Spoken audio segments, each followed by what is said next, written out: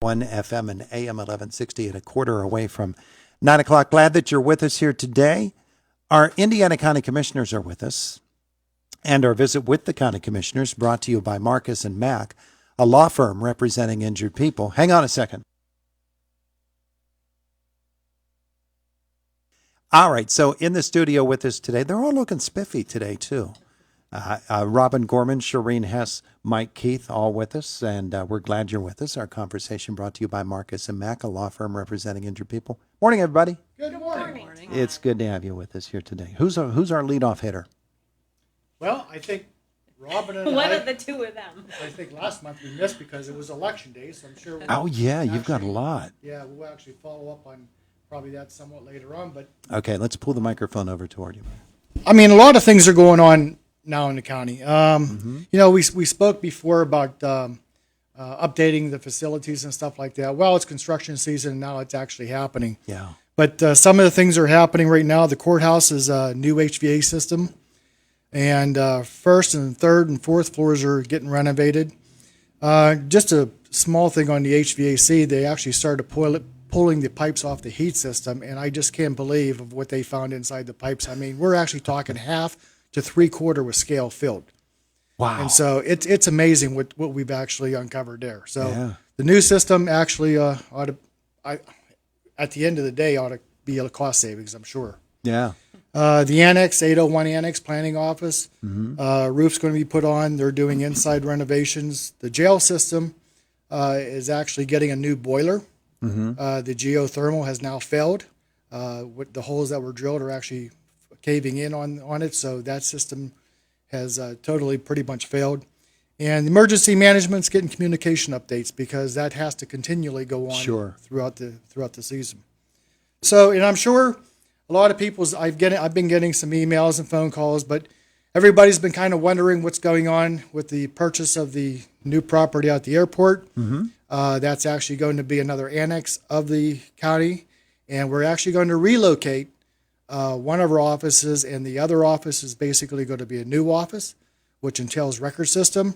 And so more for that to come later on, but that's actually being a new retrofit design for the relocation of the office. And the other thing is we're right around the corner, and budget season is right around the corner. We're going to be taking a look at that. So that's what I really have to. How did you fit all that on one Post-it note? That was from last month too. So that was amazing. But you know, it's interesting because one of the things you talked about was the jail, and I think the last time we discussed it, I said, you know, we all remember when that place opened, and we sort of figure it was like 2 weeks ago, but no, it's been a number of years. I believe 16 years, I think. Yeah, that is just amazing. Yeah. We're still recalling the building across the street here. Sure. And here, you know, these buildings all need to be upgraded. They all need to be maintained, and that costs money. That's the bottom line. It does. Yeah. All right. Shireen, what are we talking about with you today? Well, that was a great recap, and I think a quote that I'm reminded of, and when Commissioner Keith talks about it's all about the future, and I read this quote from David Brooks: "The future can be better, and I can make it so." And I think as a team, we're really into that notion, and I think every citizen can make it so. But I have one word for everybody today, and that's workforce. And it is on the minds of everybody. And we just had a workforce investment board meeting last week and heard lots of positive things, but still many challenges. But we do have a career track and a career link operator who they're working very hard to get job seekers and employers together, because there are plenty of jobs out there and they're decent jobs. And we want people to know if you've got a barrier that's in your way for your job seeking, look us up and talk to people and get with a counselor. And also we want to say to our employers, and you know it, the workforce of today is different. Yeah. And it's just a different flavor today. And so, it's certainly on the minds of commissioners everywhere. It's not just Indiana County, but we're working hard and we've got resources. So just wanted to mention that for our listeners out there. Well, it's interesting that you do mention that. We were talking about it with some experts from Fox yesterday about workforce issues. And that is, it's everywhere now that people are talking about finding people to do the job.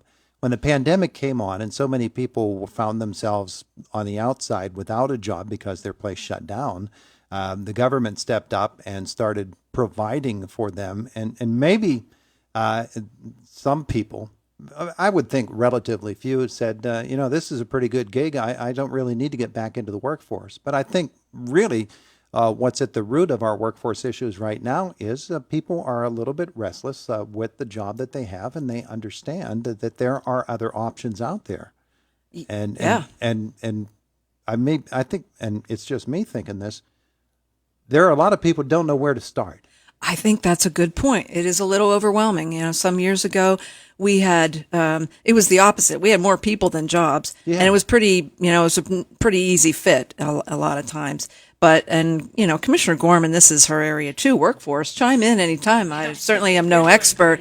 I just feel like, we have resources, and CareerLink, if you contact CareerLink, and I'm sorry I don't have a phone number, but they'll get you connected real quick. 471-7220. There you go. Thank you. And both commissioners will touch on it, but we're constantly doing things in our economic development arena to look towards the future. What are the jobs of the future, and what are the ways people get educated and trained for that future? So.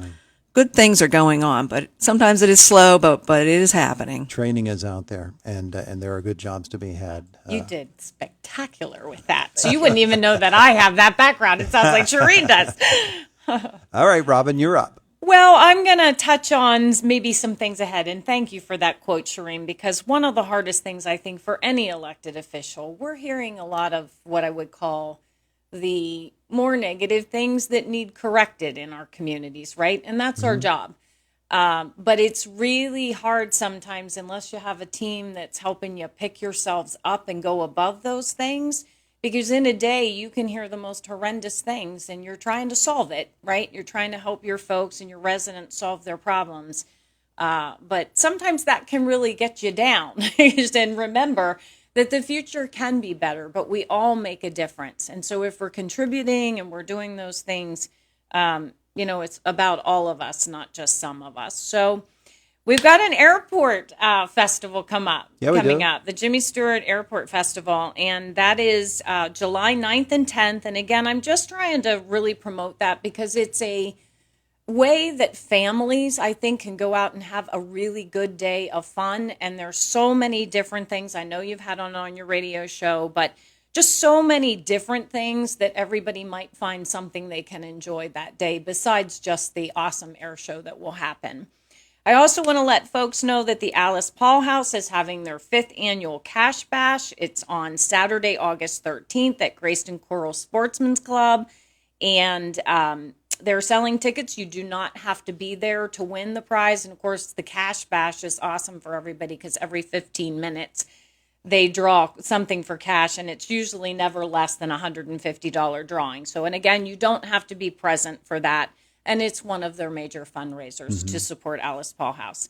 I'm going to just keep this reminder in front of everyone because as much as workforce and all the things we're trying to do in our community are vitally important, and I heard you talking about real physical health this morning, going to the doctor, checking in. Sure. And particularly dentists. People don't realize how important your mouth is to your health. And it's so close to your brain that things can happen very immediate before you realize what's going on. But I want to remind everybody about mindfulness and thoughtfulness of their mental health. And I believe in this because we know it's at a crisis state. And I don't believe it's a 1 day or 1 month promotion of a once and done. We have to constantly remind our people to be supporting themselves, rest their minds, take a break, back away, and really remain mindful as much about your physical health as your mental health. Well, Indiana's area school district, of course, right now has something posted, and Mike Vukovic was here last week talking about it. They'll have a community mental health symposium coming up on August 10th at the senior high.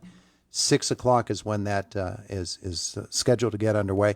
And for folks who aren't in the Indiana area school district, you're invited to. They can go to the website of the school district, iasd.cc. You can register for that event. then.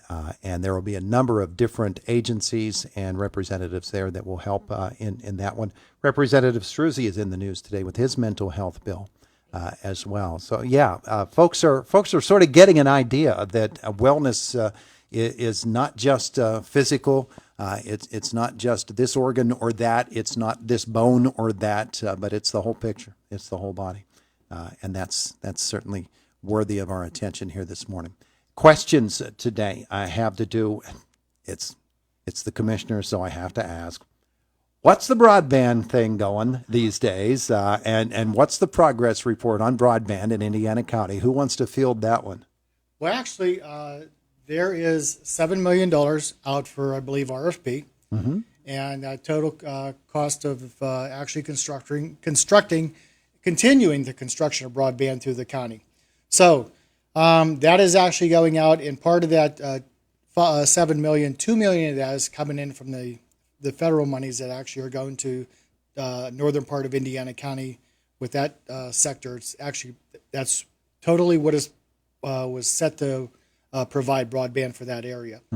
So that'll be going out, and again, construction will continue. That's something on our radar, and will continue to be on our radar, as you know, we keep every day. But we understand it's vital, and believe me, the trees and everything come out, and we've actually found out that some signals and everything that used to be there during the winter when the leaves were off, they're not there anymore. I used to be able to drive from Indiana when I was talking on my cell phone, and I know cell phone's different, but I get Airport Road if I was on a conversation, but now I even lose on Airport Road. Oh, yeah. Yeah, how about that? Mike, you also mentioned a budget, and we're in budget season. State budget season, of course, impacts county. And everything we talk about, schools are setting their budget. Everybody's looking at budgets right now, and in this economy, that's an awful difficult thing to do. Your costs go up, our costs go up, and anytime cost goes up, it ripples down through, doesn't it? Yeah, it does. And like this year, we have, I believe, one union contract to deal with, and next year the other rate will be up for negotiation. I mean, that always impacts our budget. And the other thing is like I mentioned about this relocation of one of the county offices, that's going to have to be a totally new budget because, like I said, later on we'll give more information. But that's going to change that department's budget also.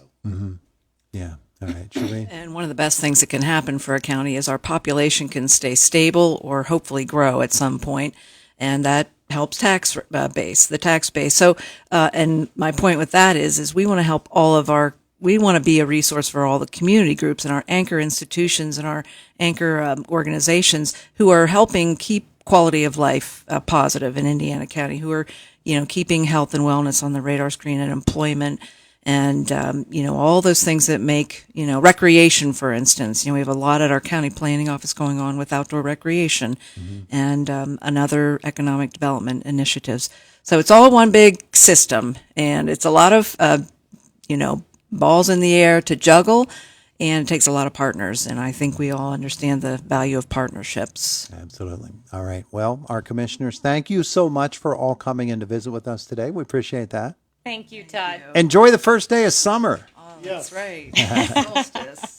It is the voice of Indiana County, WCCS 101.1 FM and AM 1160.